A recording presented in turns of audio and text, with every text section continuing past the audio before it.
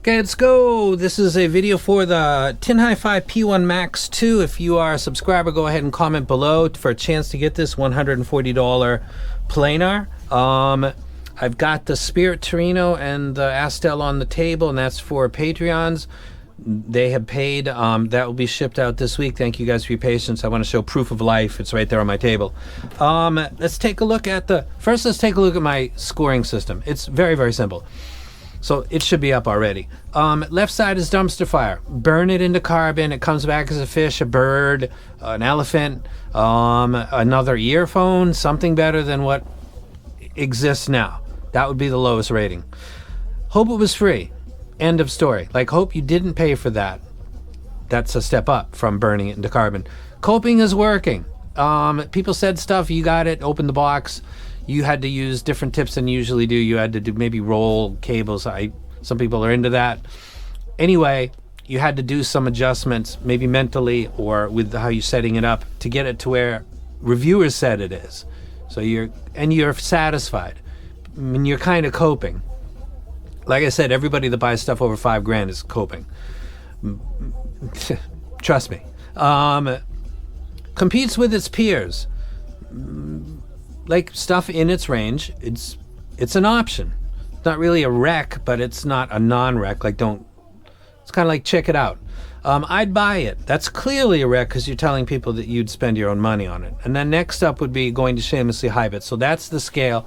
Hopefully move it up to the top and out of the way. Now let's take a look at the graph. This is from MMA G-Tech or M-Mag-Tech. I don't know because I haven't labeled mine yet. The original TinHifi P1 Max is in green. And then the one that we're talking about today, this is by Foam Tips, by the way, is in red. So this is the newer version. You can see that the original green one was a very flat, neutral-ish in its tuning, uncolored replay. It wasn't bassy. It wasn't bright. It wasn't really any of those things. It was kind of unique in the planar world in that it was like a blank canvas, like I mentioned in my original video. I didn't enthusiastically hype the original, but I did say that the big strong point about this was it doesn't come out of the box screaming. It doesn't come out of the box slamming too much to make it genre specific. It was really a canvas that you could just, if you wanted to add a little bit of bass, you could. If you wanted to do something, that was its thing. That's why it became popular. That's why a lot of people liked it. Now let's talk about music with this one. Big Boy Kill Jill, triple drop, lowest is at 38 hertz. All planars have a decay issue, not an issue, but it sounds different from a DD. It sounds unnaturally fast sometimes to people. That plays out in today's review. 4-string bass guitar, Violent Femmes, Please Do Not Go. These all sound good, but they're notably planar in their replay of the low frequency. Bonham's kick drum, very produced. It sounds like that. There's no real issue in the low end. As we get to the mids, which I'm really talking about vocals mostly, Chris Cornell, acoustic, Lane Staley, acoustic cover of his own, Nina doing the Blondie Heart of Glass cover. These all have much more forward vocal replay than the original, as the graph would indicate. Every time I talk, I got to bring this up because sometimes graphs, they don't even seem to reflect the tonality. Like, that's expected to be automatic. Sometimes not really. This does actually. The variation between, let's say, 1 kilohertz and 5 is playing out right here with vocals. What's on the graph sounds like it actually is applying to my ear because I don't pick up any difference in the low end. But with vocals, I do. The Nina cover of Heart of Glass, also Chris Cornell, there's a gritty forwardness, intensity to it that's not present with the original, and it's actually notable compared to a lot of sets that are reviewed. You see that it's really not above my target, but it's a planar, and I'm comparing it with the original, so it sounds a little bit intense there. Cymbals, No More, No More. Also, Hey, Hey, What Can I Do? These sound energetic. Remember, the stick strike is around 500, where that where the dip is right there, kind of in the mids, is where the stick is striking. Pretty much we isolated on a spectrogram. But a lot of its energy that you're picking up with the ear is actually in the area that you see boosted on the graph. It does sound a little bit more forward. Keyboard, Elton John, Funeral for a Friend, Love Lies Bleeding, sounds more intense. Hendrix's distortion pedal, along with Rat and a couple other 80s groups with a lot of pedal use, it sounds a little bit more intense. So it's not really going wrong in any kind of a way, but there's so many Planars out there, it's not really stepping out. So let's go ahead and rank this, and then I'll talk about it at the end. Burn it into carbon? No, it's not a train wreck. Hope it was free. So if you comment below this video and are a subscriber, it might be for you. See how I did that? Coping is working. For some people, that's maybe where this is going to be, because they might be thinking it's like the original, and it's not. It competes with its peers. I would say this S15 would be better than this, right off the bat. Also, the company that I don't want to mention that took advantage of the whale thing, I think that actually does sound better than this. I'm not even going to mention them. They continue to be a train wreck of a company.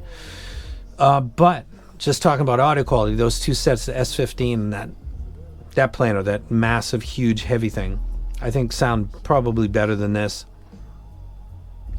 But this would compete with that, I guess. I guess I'm going to say this competes with its peers. Now, it doesn't really look like the original, and this is something that was hurt the Oracle Part 2, because it didn't seem to be related to the original Oracle, which is like a movie in Hollywood. If you're going to do a Part 2 of something and imply it's like DNA is like Part 1, but we tweaked it a little, then people are going to be looking and waiting for that. And the Oracle got dinged. Instead of being evaluated itself, it was automatically compared to the original because of how it was named. This is a set that's going to fall into that as well. People who loved the original P1 Max loved it because of its non-boosted colored tuning. And when you take a Part 2 of that, of a neutral replay set generally, or not very colored, you got to step carefully. I would have, and this is my unsolicited, nobody asked me, I would have boosted below 150 hertz. So you wouldn't be really impacting vocals at all, but you would be attracting people that want a little more low end for, like I'm listening to Tupac right now, trance, EDM, hip hop. Those people would maybe be like, yeah, that's a better option for me than the original, because I don't want to be playing with EQ. But you won't be losing the vocal quality, and the treble would be essentially the same. So you keep what was special about it, which was really the mids and the upper mids to treble being really not boosted anywhere. Keep that, and then touch an area that maybe pulls more people in. So people can say, it's like the original, but they lowered the low end. And that's what I wanted. And then the people who are the purists that really like the original can say, I'll just keep my original. But they won't feel like you messed up something, because it literally graphs like the original except for the low end. That doesn't mean all retunes of Part 2s have to be in the low end only, but when you start to play with the treble, you're going to have a very different tonal presentation, clearly, no pun intended, to the ear. And then people are going to start to say, is this really like the original? And then whether the P1 Max 2 is really great might be hurt in the review stage, because people are automatically saying, how does it compare to Part 1?